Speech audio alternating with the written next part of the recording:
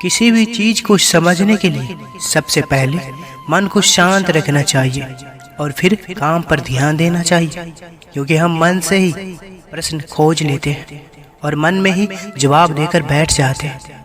भगवान कृष्ण ने मन को शांत रखने के लिए 2 चीजें बताए हैं।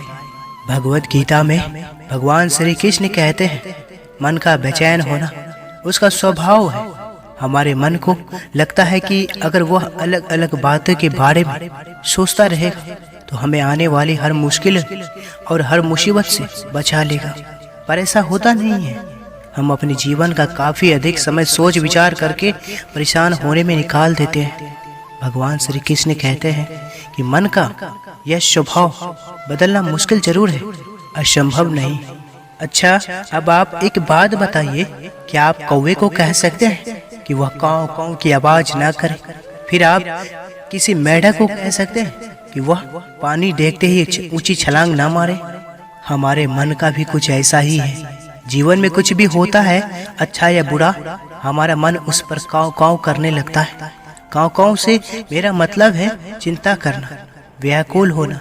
कोई बुरी बात होती भी नहीं है और मन में परेशानी की ऊंची ऊंची लपटें लेने लगता है। कभी कभी तो मुझे ऐसा लगता है कि हमसे कई लोग सिर्फ परेशान होने के लिए जीते हैं। सारी परेशानी, पीड़ा, दुविधा अक्सर हमारी मन की बनाई हुई कहानियां होती हैं। भगवान श्री कृष्ण हमें हमारे मन को शांत और स्थिर करने के लिए 2 उपाय देते हैं। पहला, ध्यान लगाना और मेडिटेट करना। दूसरा, वैराग्य भाव सीखना। अब ध्यान या मेडिटेशन सब सुनते ही आप में से कई लोग कहेंगे कि आप आंख बंद कर सांसें अंदर बाहर नहीं ले सकते। यह हम सब गलती कर बैठते हैं। मेडिटेशन या ध्यान का मतलब सिर्फ आंख बंद कर बैठना नहीं होता। मेडिटेशन का मतलब होता है अपना पूरा ध्यान किसी चीज पर लगाना और उसे हटने नहीं देना। अगर आप रोटी बना रहे हैं तो सिर्फ उस बात पर ध्यान दीजिए। अगर आप पिक्चर देख रहे हैं तो अपना पूरा ध्यान पिक्चर पर लगाएं। यह मत सोचिए कि पिक्चर देखकर आप अपना कितना वक्त बर्बाद कर रहे हैं। जब आप जीवन के हर छोटी बड़े काम को पूरा ध्यान से करते हैं तो आपका जीवन ही एक मेडिटेशन बन जाता है। ऐसे जीवन में शांति, स्थिरता, साहस और सफलता का होना अनिवार्य है। वैराग्य भाव।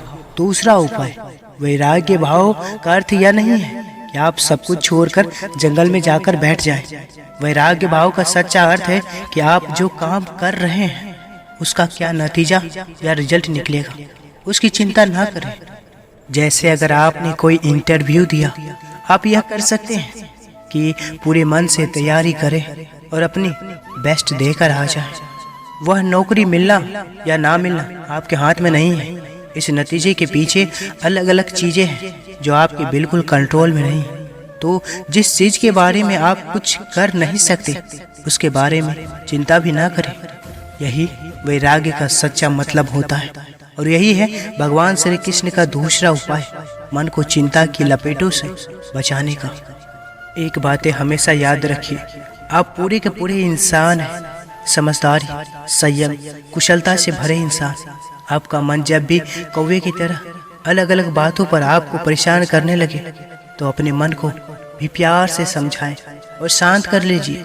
बस अपने ऊपर विश्वास रखिए कि आप कभी अपना बुरा नहीं होने देंगे। ना कोई मरता है और ना ही कोई मारता है, सभी निमित्त मात्र है।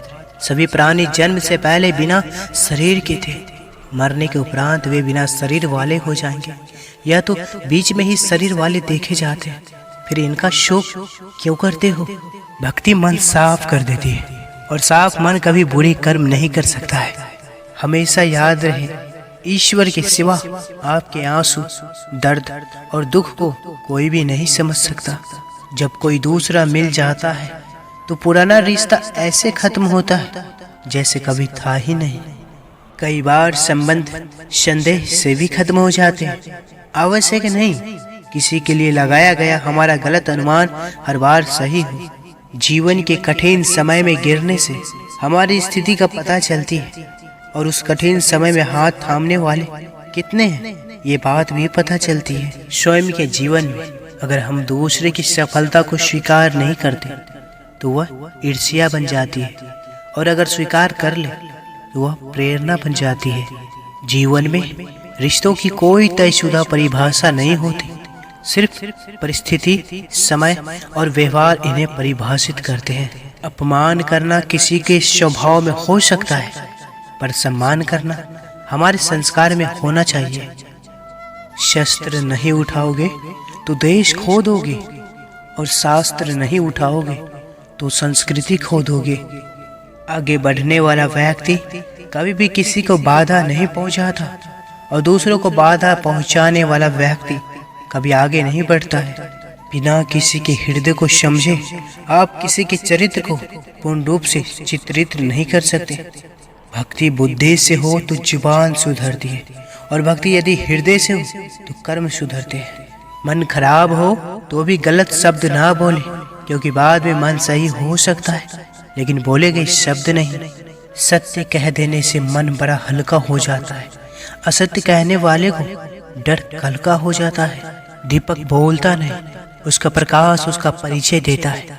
ठीक उसी प्रकार आप अपने बारे में कुछ ना बोले, अच्छे कर्म करते रहे, वही आपका परिचय देंगे। जीवन में रिश्ते धागों की तरह है। जिस धागे की गांठ खुल सकती है उस धागे पर कैंची नहीं चलानी चाहिए, क्योंकि रिश्तों की छोटी छोटी खुशियां ही तो जीने का सहारा बनती है। ख्वाहिशों का क्या, वो तो पल भर में बदलती रहती है। विश्वास के बिना ना प्रेम संबंध है और ना ही प्रार्थना। घड़ी कितने भी मूल्यवान हो परंतु समय को वश में नहीं कर सकती है, वैसे ही मनुष्य कितने भी बलवान हो नियति को वश में नहीं कर सकता।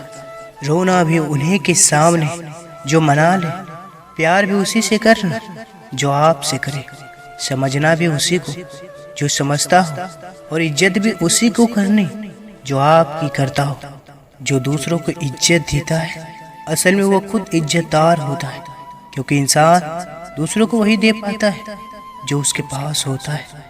सहारे इंसान को खोखला कर देते हैं और उम्मीदें कमजोर कर देती है। अपनी ताकत के बल पर जीना शुरू कीजिए। आपका खुद से अच्छा साथी और हमदर्द कोई और नहीं हो सकता। शरीर में कोई सुंदरता नहीं होती, अच्छे कर्म, वाणी, व्यवहार, चरित्र और संस्कार जिसके जीवन में यह सब है वही सबसे सुंदर इंसान है। इंसान अगर ठान ले तो असंभव कुछ भी नहीं। असंभव शब्द का इस्तेमाल कायर लोग करते हैं। किसी भी व्यक्ति से ज्यादा लगाव हानिकारक है, क्योंकि लगाव उम्मीद की ओर ले जाता है और उम्मीद दुख का कारण बनती है। इंसान की अवैध संपत्ति का लाभ कोई भी उठा सकता है, परंतु उसके कर्मों का फल उसे स्वयं ही भुगतना पड़ता है। स्वार्थ से रिश्ते बनाने की कितने भी कोशिश करें वह कभी नहीं बनते, और प्रेम से बने रिश्तों को कितने भी तोड़ने की कोशिश करें वह कभी नहीं टूटते। भाषा शरीर का एक ऐसा अदृश्य अंग है जिसमें मनुष्य का सब कुछ दिखाई देता है। बीता हुआ कल जीवन को समझने का एक अच्छा मौका है, और आने वाला कल जीवन को जीने का एक दूसरा मौका है। भक्ति और भरोसा इतना करो कि संकट में हम आ जाए, चिंता श्री कृष्ण करे।